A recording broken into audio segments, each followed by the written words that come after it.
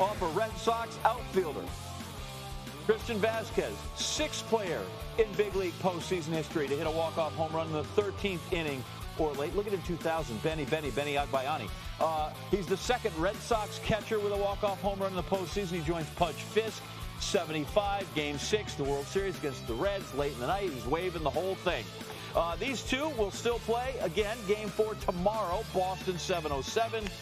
But they'll be talking about that ground rule double right up until the first pitch. Yeah, and look, by rule, it's just a ground rule double. That's what the umpires that met, they got together, said you're more than welcome to challenge it. At that point, challenge it. I saw the replay. Obviously, there was nothing intentional by it. That's just the rule. It's the way it goes. It was very unfortunate for us. I think it was fairly obvious that KK or Yandy was going to come around to score, but didn't go our way. But man, that's a heartbreaker. I just can't believe that happened, or we don't get the chance to score right there. Man, for one, I crushed that ball. I was just hoping to see it leave the yard. I got a lot of snap and crackle, but no pop.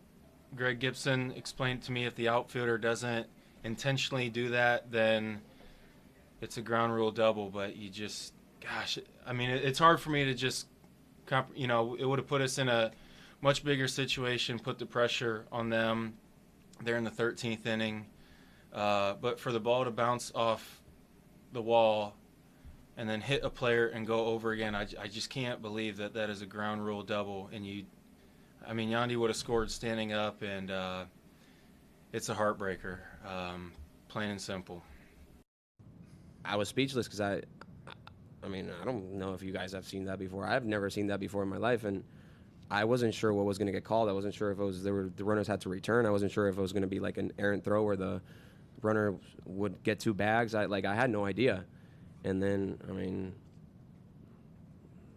luckily it went our way, and, you call it home field advantage if you want, call it whatever you want, but, we won.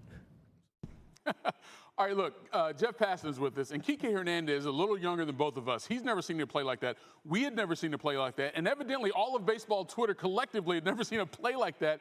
Jeff, take us through the madness of what we saw there with that particular play.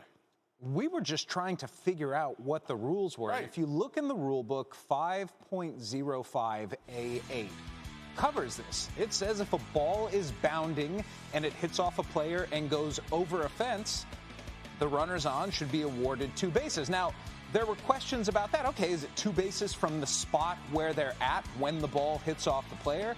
You go even deeper, and this is as nerdy as you can get. Rule 5.06BH4 in the umpire's manual, which goes into greater detail about situations like this, says if a player does not have possession of the ball, then you get two bases from the time where the pitch was thrown.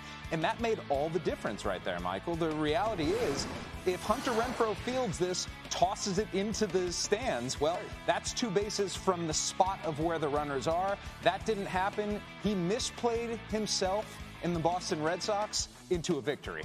And that's the thing that's going to be hard for Rays fans to accept here, because Diaz clearly was going to score, as we heard from Kiermaier. But here's the deal, okay? And I want to make Rays fans probably feel bad when I say this. There was still a home run later.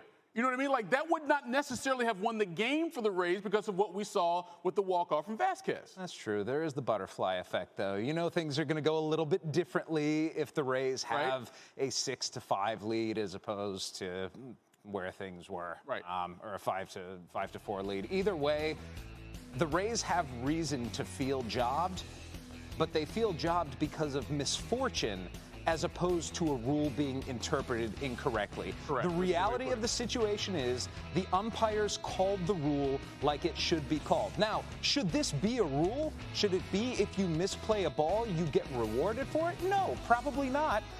But there's a reason that the rule book is written in stone right now, and if it gets changed this offseason, well, then it still doesn't help Tampa Bay right now. Well, now the Rays know how Charles Woodson and the Raiders felt with the tuck rule. Every sport has some whack rules, and that was one there tonight for baseball. Jeff Passan here on SportsCenter. Appreciate it, brother.